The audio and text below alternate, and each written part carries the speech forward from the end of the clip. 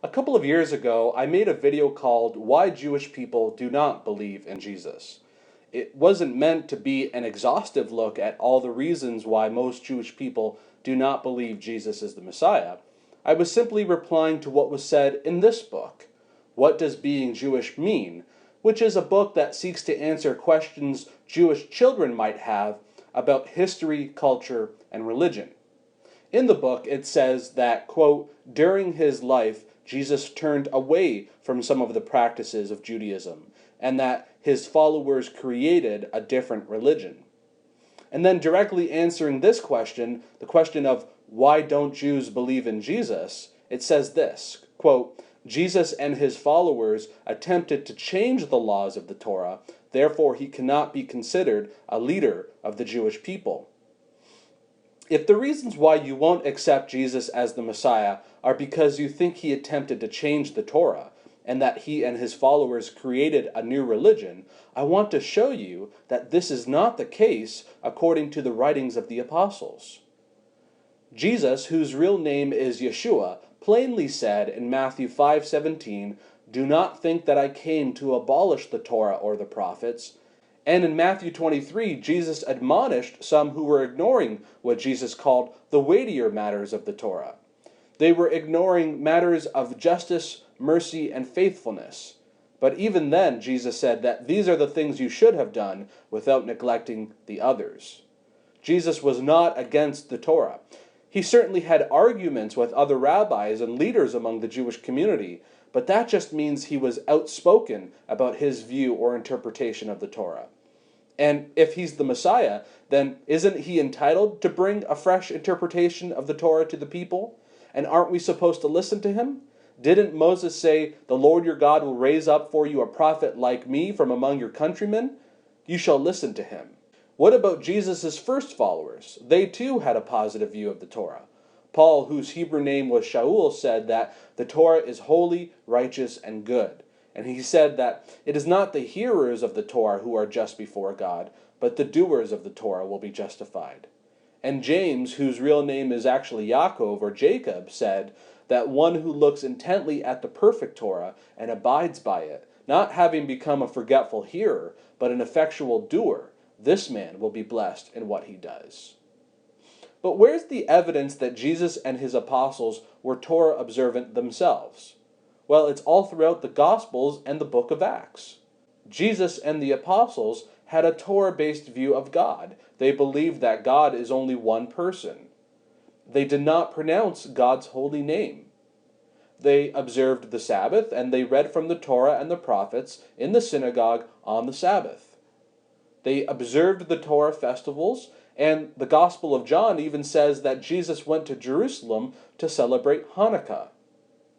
They prayed daily at the set times, they recited brachot, they wore tzitzit, they kept kosher, they were circumcised, they offered sacrifices at the temple, and they immersed in mikvaot. So what this means is the apostles did not create a new religion. Now it's true that in Acts chapter 15, the apostles decided that Gentiles who became followers of Jesus did not have to convert to Judaism, that is, become proselytes. But that's far different from saying that the apostles created a new religion. I believe that the apostles expected the new Gentile followers of Jesus to integrate themselves into the Jewish community, but as Gentiles. And this is similar to the modern-day Noahide movement. In Judaism today, many rabbis suggest to Gentiles who are interested in Judaism to simply remain Gentiles and then observe the basics of the Torah, that is, the commandments that God expects everyone to keep. But then they are also invited to observe the aspects of the Torah that were given to the Jewish people, like the Sabbath and keeping kosher. So here's what I want you to know, that you don't have to leave Judaism to be a follower of Jesus. The original Jewish followers of Jesus never left Judaism. Yaakov, James, reported to Shaul, Paul, in Acts chapter 21, he said, "You see, brother, how many thousands there are among the Jews of those who have believed, and they are all zealous for the Torah." So, if you are Jewish, believing Yeshua is the Messiah does not mean you have to leave Judaism. On the contrary, Following Yeshua, obeying his teachings from the Gospels, should result in you being more faithful to the Torah than ever before. So I encourage you to attempt to prove me wrong.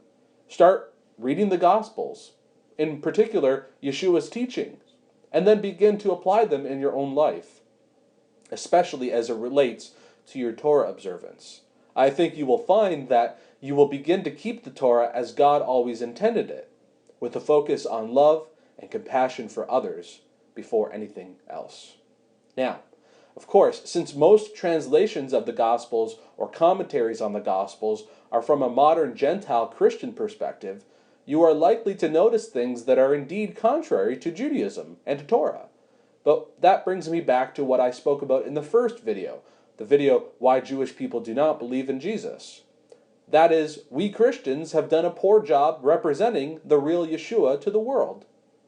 So if you do want to find out about the real Jesus, the real Yeshua presented in the Gospels, it's going to be tough. You're going to find opposition from those within Judaism, and then you're going to find confusion from Christianity. But, take it from me, it's worth it.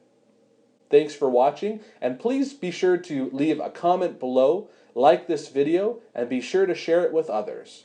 And for more videos, please hit the subscribe button or visit youtube.com/messianicniagara. If you are interested in an English translation of the Gospels that will help you to discover the real Yeshua, I encourage you to take a look at the Delitzsch Hebrew Gospels from Vine of David. You can learn more about this translation of the Gospels at the resources section at the website vineofdavid.org. And of course, please visit our website, messianicniagara.com, like us on Facebook at facebook.com/messianicniagara, and email us at contact@messianicniagara.com. Thanks again for watching.